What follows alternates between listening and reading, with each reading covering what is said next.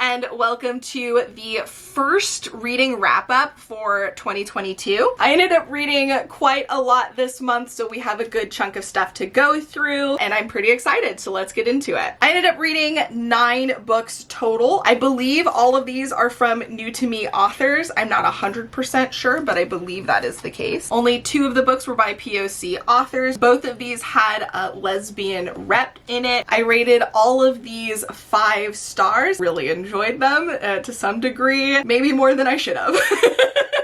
These 2 I gave 4 stars, and these 2 were 3 stars. My least favorite book of the month was What Big Teeth.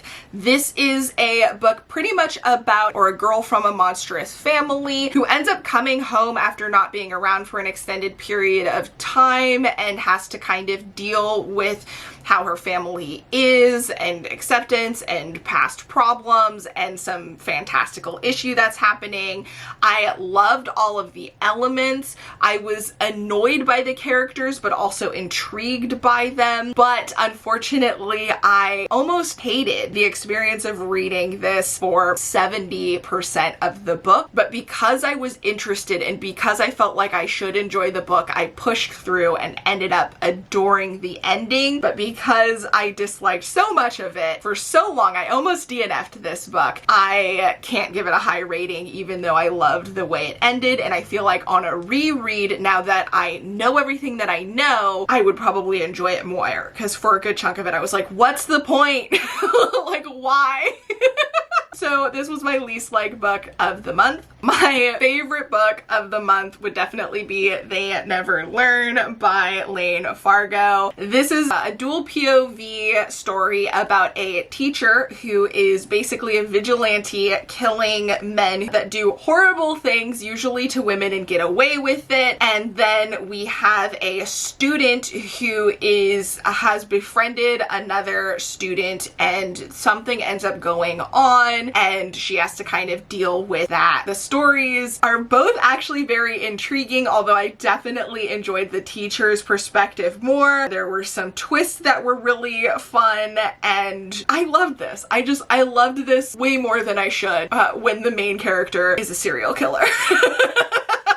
An honorable mention, I would say, is Caste. This is a nonfiction book that talks about caste system that affects why racism has been very prevalent in the United States, in addition to some other non-race related caste systems in the world, what makes that happen, how good people end up participating in doing really terrible things, and just kind of the history of how things are the way they are, and the unfortunate fact that the United States is still feeling the effects of our race-based caste system. So this was definitely eye-opening. It told you a lot of things that you already knew. It ended up including some small little story bits based off of the historical facts that I thought was really engaging. And then it was also really difficult to read. I think everyone should read this. If we rid ourselves of the caste system, everybody could be happy.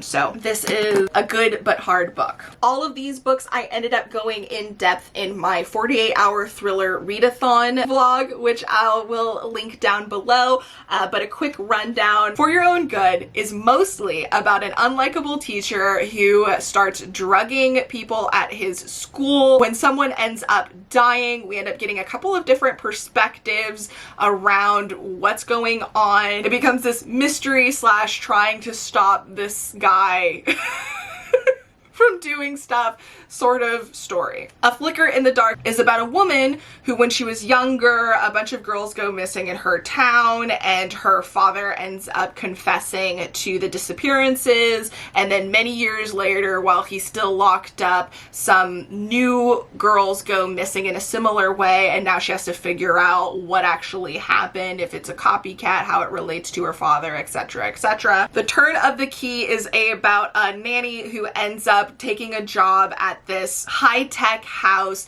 taking care of these girls, and unfortunately something ends up happening and she's taken the fall, and we're trying to figure out what actually happened. It's got this kind of haunted house vibe with a mystery tied into it. And then No Exit. This is about a snowstorm happening at a rest stop with a bunch of people, and our main character ends up noticing a child in the back of one of the cars and has to figure out what to do in the scenario and figure out who's responsible, who she can trust, and, you know, what the best steps are. And it's a wild ride. The last two books I also read in a reading vlog, the first January reading vlog. I ended up reading the Loss Apothecary, which is a dual perspective in a dual timeline. So in our current timeline, we have a woman who just found out her husband cheated on her, and she decides to go on their 10-year anniversary vacation alone so that she can figure out what she wants to do. And while she's there, she ends up finding an object that she starts researching. And then in the past timeline, we have a woman who runs a hidden apothecary that deals in poisons, where she provides poisons to women who basically need to get out of bad situations with the men in their lives. A young girl comes to her to get poisons for her, I guess her mistress, and she ends up being very interested in the apothecary, so that becomes a thing. And then the Black God's Drum is a sci-fi novella in New Orleans where our main character is an orphan kind of on the streets, and she overhears something about the Black God's drums, and she ends up trying to sell that information so that she can join a crew, and ends up having to kind of work with them to figure out what's going on. A lot of great writing and